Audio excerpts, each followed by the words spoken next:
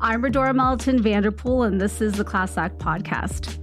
So we often see teachers kind of a little bit more relaxed closer to the end of their career. I feel like I have a different type of spirit. I ended up deciding to do something like this because closer to the end of the year and years of experience of teaching, I feel like there's a lot of ageism in different industries, like the music industry, the film industry, anything that has to do with media, really.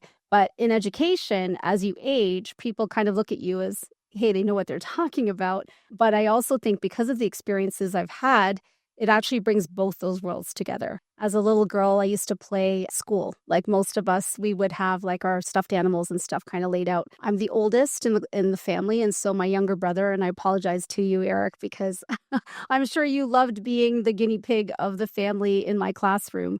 But I used to set up all the stuffed animals and my brother would join in and we would basically play school. And so I was the teacher. I think that's where I started to create a lot of the teacher voice that we have. I think my influences came in really at a young age. We were really exposed to some amazing TV shows like Sesame Street, Romper Room. One of my favorites was Polka Dot Door. Tanya Williams was a huge influence on screen. And seeing her as she just, she interacted with the TV, and the TV was her classroom. So basically, like everybody watching, the audience would see her. I was so just blessed to be able to be part of that growing up, because there really wasn't anything around me that would tell me that, you could be a teacher too. I did have that opportunity, though, because within my family, my grandmother is a teacher. My other grandmother was also a teacher who then became a lawyer. So I didn't have to look too far. Our summers were spent basically working on my penmanship, working on reading. When other kids were having fun, we would have to do an hour of extra homework. I know my cousins in our family, we have like a long line of teachers and educators. And I think that's really where that came from, is having people in your family that you can look to. But then again, like I was saying, with Tanya Williams and being on Polka Dot Door in Canada, that was huge for me. And being able to say, that's somebody that's on TV, somebody that's doing something, where a few years ago at the Legacy Awards, I was actually able to speak to her and tell her how important and how big of an impact she had on my life of becoming an educator. And that moment for me was everything. And I really do thank her for taking the time to talk to me about it. Being Filipino and learning all of these lifelong lessons that have been passed down from generation to generation, I think some of the things that kind of stuck with me is that to always have music in your life. Music has been something that has been, I think when we think about a cultural thread of the things that are passed along, I think music is a universal language. I think it's something where, when people talk about karaoke and how you go to a Filipino party and there's food and all this music, I think that's part of it, is because we all do learn how to sing at a very young age.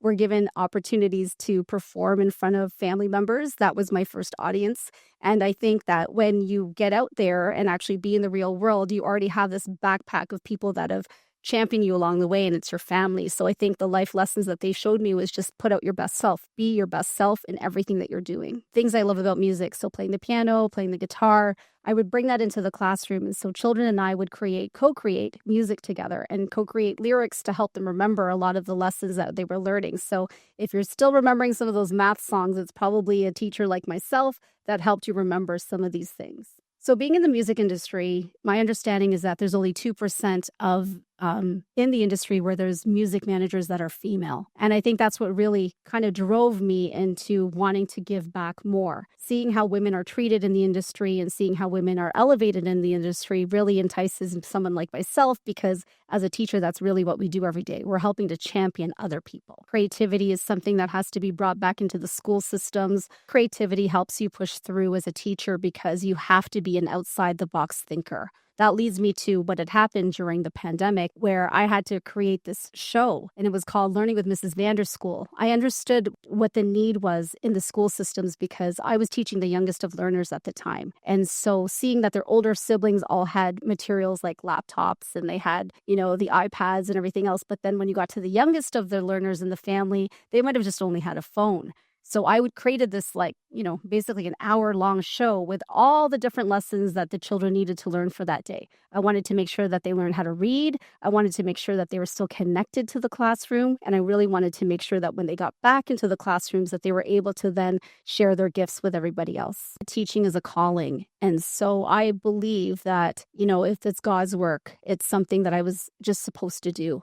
we all had to kind of reshift and rethink as to how we were supposed to deliver all these different lesson plans from our living rooms or from our whatever our offices. I knew that I was being called to do something bigger than that. I was called to tell people, or to show them as a classroom that we could really get through it together. So in being a good leader, I think something that people need to do is obviously help others grow to be leaders themselves. With leadership and mentorship, they're kind of intertwined. I find really good mentors in my life, and I find really, my mentees in that relationship then become my mentors. So even on staff, my youngest of coworkers and colleagues are my mentors. Becoming a children's book author, I started to realize that when you put pen to paper and you're able to share your narrative, it is a very important and empowering thing for yourself. A lot of times we take for granted the fact that books are still something that need to be held. So I'm really big on, sharing stories within my classroom, gathering together in a circle of friends and sharing books of stories and knowledge with them. And I think I really wanted to be part of that. Books are something that you have forever, like they can last forever. And that legacy piece will then carry on. I found that with writing children's books, the audience of the classroom actually, instead of just the 20 or 30 in front of us, I ended up with a lot of students in front of me in that capacity, being able to, tour and talk to them about, what it's like to be a children's book author, what it's like, what the process feels like, what it's like to kind of do character development, sit down with the illustrators, really try to zone in on how to become that person where, I think back and think about how Robert Munch would do school tours or other book authors when I was growing up. And really now I'm that person. I'm able to be with my teams and show, how important it is to have representation in the work that we're doing. So becoming a children's book author, the journey starts with, again, back to the pandemic where we're all, at home and not able to really be out there to work and socialize and other things and perform. And so I was already working with Maestro West, and he was the ambassador of our school. And he decided at that time that maybe it was time for us to kind of get our thoughts on paper. So as a children's book author, Wes and I then started to look for an illustrator. And then we found Eklipz Robinson. Shout out to Leon. And together, the three of us decided to then really put our pen to paper and start to really put this project together. So being able to write with Maestro West, the godfather of Canadian hip hop, was so amazing because of the fact that his legacy pieces were just there on paper for the world to see and hear about. And again, shout out to Maestro West. He is really one of my mentors and somebody that's helped to guide a lot of my learning in this journey. With my first book on the shelves, I've been getting a lot of different phone calls, and one of them came from DJ Charlie B, who is also an educator. And so we decided to sit down and write, his narrative and get that on paper. We then found an artist, James Bada, who, eloquently put together the pictures and the illustrations. And then we have our senior editor, Chanel Nakamoto, who also then joined in. The movement has actually gotten very big in the sense that we do a lot of different charity outreaches as well as, give backs that have really impacted community. Being recognized as a teacher by your peers and people that, highly respect each other, it has been something that's incredibly humbling. I get really emotional about this one because, again, the PM's Teaching Excellence Award in education is really an honor. It's, being honored in any of these capacities, with the work that I do with Western or the work that I do within the schools. You're never too old or too young to start something new. I have this student that I work with that's actually 6 years old, and he is writing his first children's book, and I'm one of his mentors. And I turn to him all the time saying that, you're really my mentor in all of this because you're the reason why I write. It's children like you, or that's the reason why I want to make sure that there's stories there to share. So I'm really, again, just really blessed to be part of so many of these different stories. So I thank everyone for that. I have, legacy pieces that are written down on paper that can be passed down through generations. I often say that your parents are your first teachers, and I say that wholeheartedly. I think in the teaching community, it's something that we share together. I'm there in the classroom with your child most of the day, and I know that in the evenings they're just there spending, just a little bit of time with all of you as parents. I've always had to share that time with my students. I'd never really would have been able to do that without my children's support. What I'd like my audience to walk away with when hearing this podcast is that it's never too late or never too early to start something. Some of my earliest memories have been, something that you think about when you're little and you want to dream and you got to dream big. One of my mentees right now is a 6-year-old author who is writing his first children's book.